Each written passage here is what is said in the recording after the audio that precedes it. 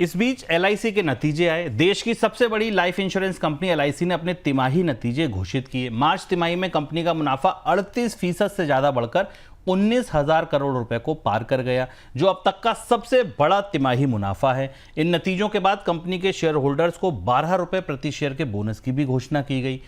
Company को premium से होने वाली कमाई को देखें तो उसमें हल्की कमी आई है। साथ में लाइफ इंश्योरेंस कारोबार में कंपनी की हिस्सेदारी अब 57% रह गई है। सर, बढ़िया मुनाफा आया, शेयर होल्डर्स को डिविडेंड मिला जो चाहिए था। भीतर से इनको समझें आंकड़ों को तो आपको क्या तस्वीर बनती दिखती है?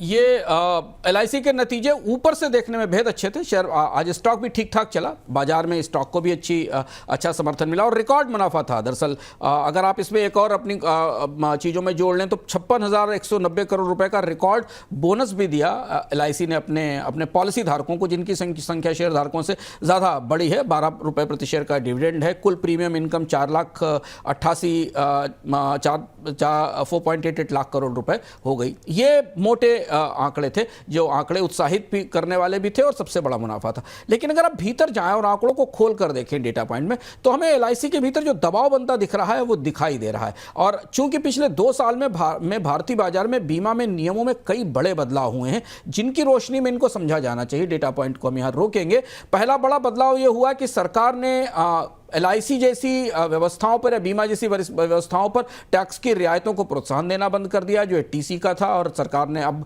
बचतों पर रियायत बंद कर दी, जिससे कि बीमा का टैक्स सेविंग के इंस्ट्रूमेंट के तौर पर आकर्षण कम हुआ, जिसका असर हमें एलआईसी पर दिखाई दिया। और दूसरा, जो सरेंडर वैल्यू को लेकर आईआरडीए ने नए नियम बदले, उनका असर एलआईसी पर दिखाई दिया। अब आप ध्यान से देखिए एलआईसी की चुनौतियां क्या हैं इसकी रोशनी में। एलआईसी की पॉलिसी बिक्री घट गई है। पिछले 2024 में एलआईसी ने करीब 2.3 करोड़ पॉलिसी बेची थी, जो अब घट के 1.77 करोड़ रह गई हैं।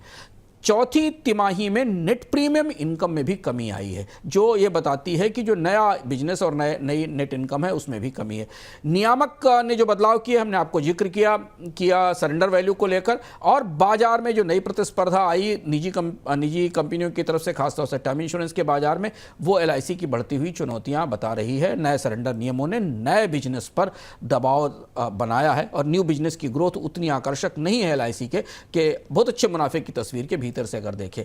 जीवन बीमा कारोबार में एलआईसी की हिस्सेदारी करीब 57% है, जो सितंबर 2022 में 68% से ऊपर थी। यानी लाइफ इंश्योरेंस मार्केट में बीमा में एलआईसी की हिस्सेदारी घट रही है। तो ये अच्छे नतीजों के भीतर की तस्वीर है।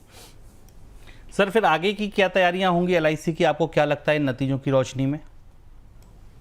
एलआईसी पहली कंपनी होने वाली है भारत में जिसे कंपोजिट लाइसेंस मिला है, जो अब लाइफ इंश्योरेंस के साथ हेल्थ इंश्योरेंस भी देगी, जिस पर अब लोगों की निगाहें हैं और निवेशकों की खासतौर पर निगाहें हैं कि हेल्थ इंश्योरेंस में आकर एलआईसी कैसा डिसरप्शन लेना चाहती है। एलआईसी ने इसके संकेत भी दिए थे। मणिपाल सिग्ना इंश्योरेंस में करीब 50% हिस्सेदारी लेने की संभावना है, और यह पहली बार ऐसा होगा जब कोई life insurance company health insurance sector में आएगी। यहाँ काफ़ी उत्सुकताएं हैं बाजार में। जब आप चर्चा करें एलआईसी किस तरीके की पॉलिसी लाएगी, सस्ती पॉलिसी लाकर क्या वो हेल्थ इंश्योरेंस के मार्केट को डिसरप्ट करेगी, एक जनरल इंश्योरेंस और एक लाइफ इंश्योरेंस के प्रोडक्ट की बंडलिंग कैसे होगी, क्योंकि भारत में हेल्थ इंश्योरेंस के प्रीमियम पिछले 2 साल में काफ़ी तेजी से बढ़े हैं, पॉलिसी की महंगाई बढ़ी है। तो क्या एलआईसी सस्ती पॉलिसी लाकर उस तरीके की सेवाएं या उस तरीके के हॉस्पिटल्स नेटवर्क को जोड़ पाएगी जो निजी कंपनियों के साथ काम करते हैं, ये देखना होगा। तो एलआईसी की दृष्टि से और भारत के बीमा उद्योग की दृष्टि से अगली तिमाही खासी महत्वपूर्ण होने वाली है, जहां हम पहली बार एक हेल्थ इंश्योरेंस कंपनी को लाइफ इंश्योरेंस ऑफर करते हुए देखेंगे, और उसी से एलआईसी के भविष्य के ग्रोथ की, भविष्य के अच्छे बिजनेस की संभावनाएं भी बनती दिखेंगी।